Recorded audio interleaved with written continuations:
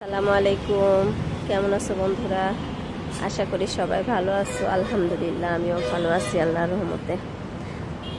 তো এবার তো অতিবৃষ্টি হয়ে গেছে। অতিবৃষ্টির ফলে গাছপালার অবস্থা তো খুবই, বৃষ্টি গাছের জন্য ভালো, তাই বলে এত বৃষ্টির চোটে আমার কি সর্বনষ্ট হয়েছে দেখো। এই যে আমার এই লাউ গাছটা দেখো কত বড় হয়ে মাথায় উঠে গেছিল, ওই যে ফুলও চলে আসছিল। আর সেই লাউ গাছটা এই যে এভাবে শুকায়ে 2 দিন ছুটির পরে আজকে এসে দেখতেছি এই যে লাউ গাছটা এভাবে শুকায়ে কি অবস্থা। এটা কেন এই অবস্থা হলো বুঝতে পারতেছি না।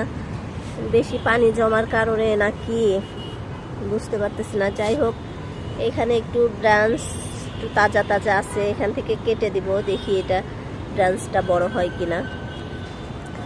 আর আমার আরও লাউ 2টা এই যে গাছ এখানে হয়েছে। গাছের স্বাস্থ্য বেশি ভালো না, ট্যাংট্যাঙা।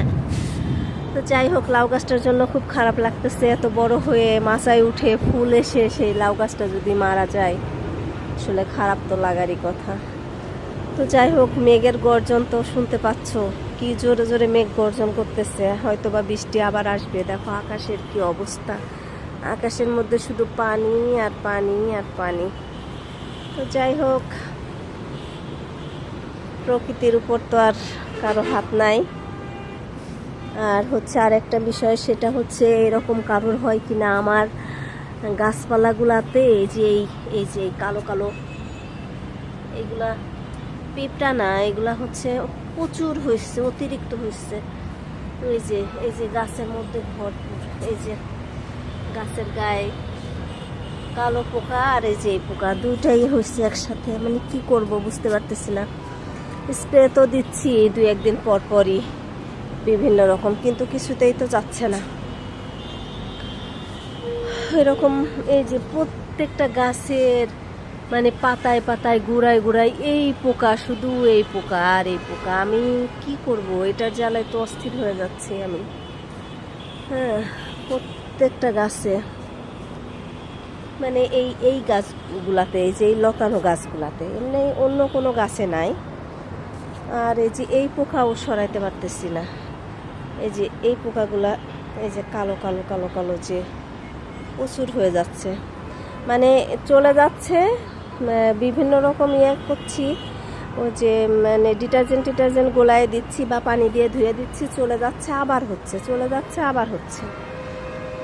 এটার কোনো স্থায়ী সমাধান পাচ্ছি না। আর হচ্ছে সব তো মরে যাচ্ছে। এই মরিচ গাছটা লাগাইছিলাম, এটাও তো যখন লাগাইছি বেশ 2 দিন টাটকা ছিল, তারপরে যে এরকম হয়ে যাচ্ছে। আমার মনে হচ্ছে মাটিটা শুকাচ্ছে না তো, একদম বৃষ্টির পরে বৃষ্টি, এই জন্য মনে হয় এটাও মরে যাবে। আর বাকি গাছগুলা, আগের গাছগুলা যেগুলা ছিল ওগুলা আছে ঠিকঠাক। আর মরিচ গাছের যে পাতা কুকড়াচ্ছে, স্প্রে দিচ্ছি তারপরেও তো কুকড়ানো যাচ্ছে না। আর মরিচ গাছগুলো মোটামুটি তো বড়ই হয়েছে, কিন্তু সেই তুলনায় মরিচ হয় না ভালো। আর হচ্ছে মরিচ তো হয়ই না, বোম্বাই মরিচ তো হয়ই না।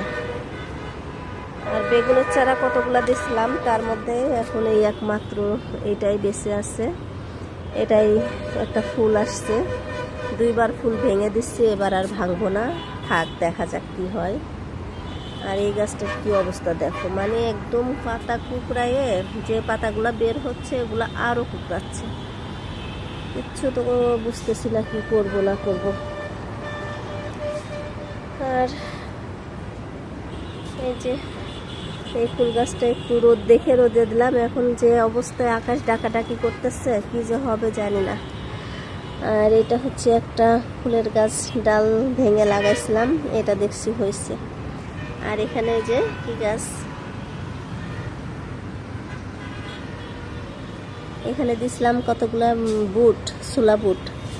তো গাছগুলা বেরোইছে, কিন্তু যে এভাবে গোড়া শুকায়ে আবার মরে যাচ্ছে। জানি না কি হবে না হবে, কতগুলা বাঁচবে না না বাঁচবে জানি না। আর এটা সরাই নিতে হবে, এটা যে আকারে মেঘ ডাকতেছে তাতে বৃষ্টি আসলে এটার 12টা বেজে যাবে। হ্যাঁ, পুঁই গাছগুলা মাশাআল্লাহ ডগা কেটে নিয়েছিলাম, এখন আবার সুন্দর মতো ডগা বের হচ্ছে। ঢেঁড়স গাছে, ছোট্ট একটা ঢেঁড়স গাছে কালকে একটা ঢেঁড়স তুলছি, কয়েকটা করলা তুলছি, ওগুলা আর কি ভিডিও করি নাই।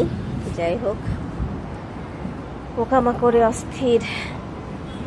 এই যে আমার ছোট্ট নয়নতারা গাছে ফুল ফুটছে, কত সুন্দর, মাশাআল্লাহ। তো এই হলো অবস্থা। এখন দেখি কি করতে পারি, লাউ গাছটা কেটে ফেলি। আর বৃষ্টি যেভাবে মেঘ ডাকতেছে, বৃষ্টি তো চলে আসবে মনে হচ্ছে। তো সবাই ভালো থেকো, দোয়া করো আমার জন্য, আমার গাছপালাগুলো যেন ভালো থাকে, সুস্থ থাকে। আর আমার জন্য দোয়া করো, সবাই ভালো থেকো। আর আমার চ্যানেলটাকে সাবস্ক্রাইব করে দিও, লাইক কমেন্ট করে পাশে থেকো। তো আজকে এটুকুই, আল্লাহ হাফেজ।